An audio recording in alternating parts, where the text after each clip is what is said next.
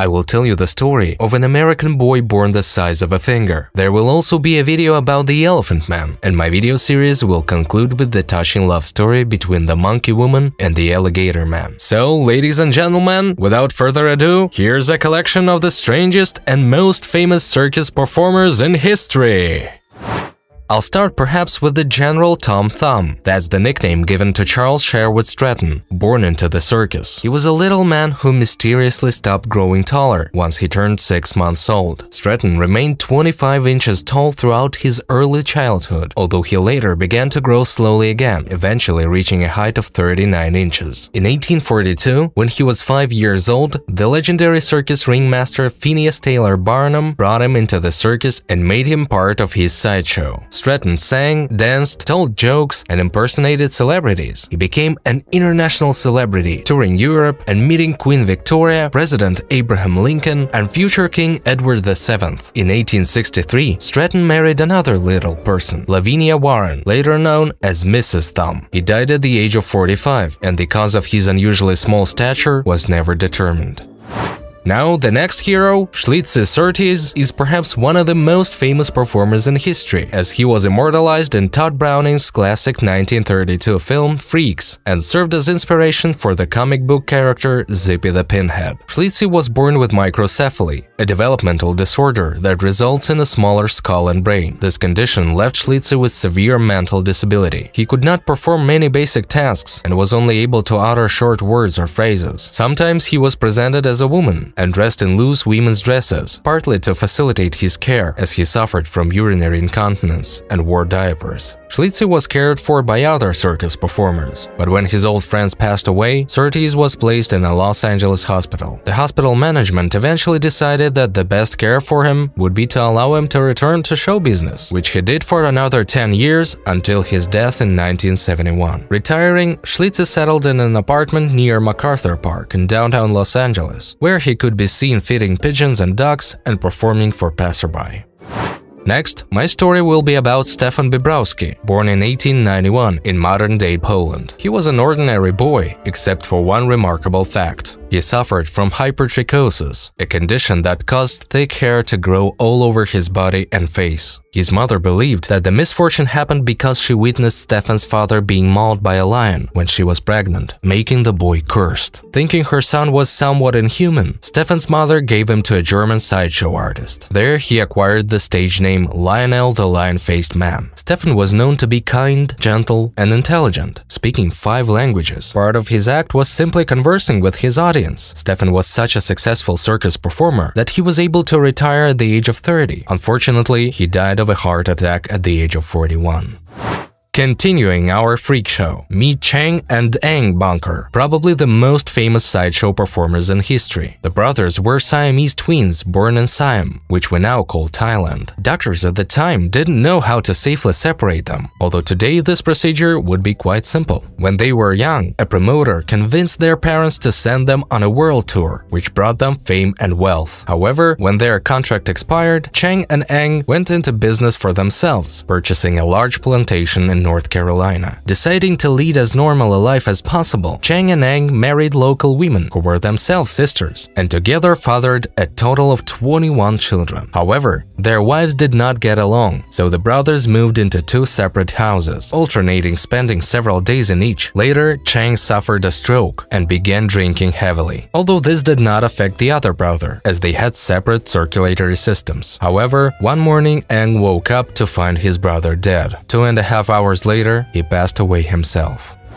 And here's the life of another hero of ours. Joseph Merrick not only inspired a Tony Award-winning play and an Oscar-nominated film, but also changed public perception of physical deformities. Merrick was born in Leicester. His disability began in the first few years of his life, leading to huge deformities of his face and body. When he was 11 years old, his mother died of bronchopneumonia, and his father and stepmother treated him cruelly. Unable to find regular work, Merrick connected with a showman named Sam Torr and agreed to perform perform as the Elephant Man. While in London, he was visited by a surgeon named Frederick Treves, who took him in and became his benefactor. Treves visited him daily, and the two formed a close friendship. Merrick was also visited by wealthy ladies and gentlemen of London society, including Alexandra, Princess of Wales. Merrick died on April 11, 1890, at the age of 27, when he attempted to sleep lying down, and the weight of his head caused a dislocation of his neck. Now, I'd like to draw your attention to Francesco Lentini. He was born in Sicily in 1881 with almost a fully grown third leg. Lentini's condition was the result of a partially formed twin that didn't properly separate from his body. Frank's parents brought him to America as a young child, but he quickly fell into depression upon realizing how different he was from other kids. However, after spending some time in a school for disabled children, Frank changed his perspective upon seeing blind and deaf children, whom he believed were far worse off than him. Accepting himself and his unusual body became an emotional breakthrough for Frank, leading to his career in sideshows. Frank became famous performing tricks like kicking a football with his third leg or jumping rope. Over time, he worked with all the major circuses and became highly respected in the sideshow community. Human nature is strange and sometimes not entirely explainable. Take, for example, Isaac W. Sprague, who was perfectly normal until the age of 12, when he began suffering from a mysterious illness. He rapidly lost weight until his muscle mass practically disappeared. As an adult, he weighed no more than 43 pounds. Due to this condition, he couldn't hold down any regular work, so to make ends meet, Isaac joined the circus. Sprague spent much of his career working with the same Barnum circus, where our Tom Thumb performed. Eventually, Isaac's condition exhausted his frail body and he passed away at the age of 46. However, due to Sprague's popularity, living skeleton acts became commonplace in many sideshows.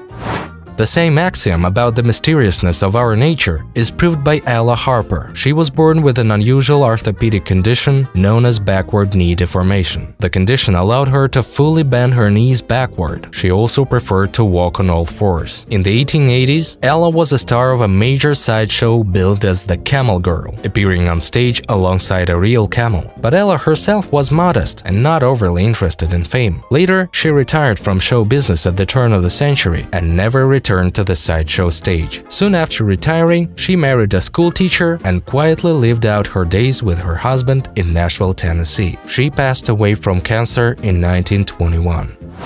Here's a relatively modern tale of a circus performer from America. Grady Stiles was a sideshow performer who gained fame for his deformed hands and feet. Stiles suffered from a condition known as ectrodactyly, which caused his fingers to have an irregular shape and fuse together. The genetic condition ran through several generations of the Stiles family. Grady's father was a circus performer, and he invited Grady into his act at a young age. 2 out of Grady's 4 children also suffered from the condition. Stiles was famous, but deeply embittered. He was an alcoholic prone to aggression. In 1978, Stiles shot and killed his daughter's fiancé on the eve of their wedding. He was sentenced to 15 years probation. At one point, the artist managed to quit drinking. During this time, he remarried his first wife, Mary Teresa. However, he soon reverted to his old habits, and in 1992, Teresa and her son from a previous marriage, Harry, hired another sideshow performer named Chris Wyant to kill Stiles for $1,500. Wyant was convicted and sentenced to 27 years in prison. Harry Newman received a life sentence for his role as the instigator, and Teresa received a 12-year prison sentence for conspiracy.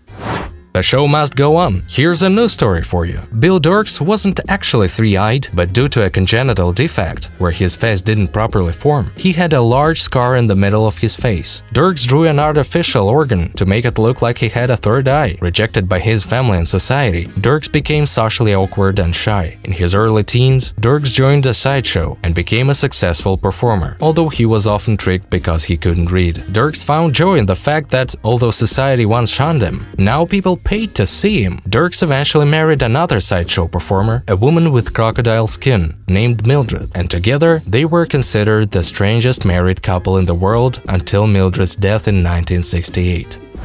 Circus shows worldwide featured many bearded ladies, usually women suffering from hirsutism or hormonal imbalances, causing excessive facial hair growth. But perhaps the most famous was Annie Jones. From birth in 1865, Jones had an unusually hairy face and began touring with a Barnum troupe at just 9 months old. She continued to tour throughout her adult life, simultaneously campaigning to stop using the term freaks for sideshow performers.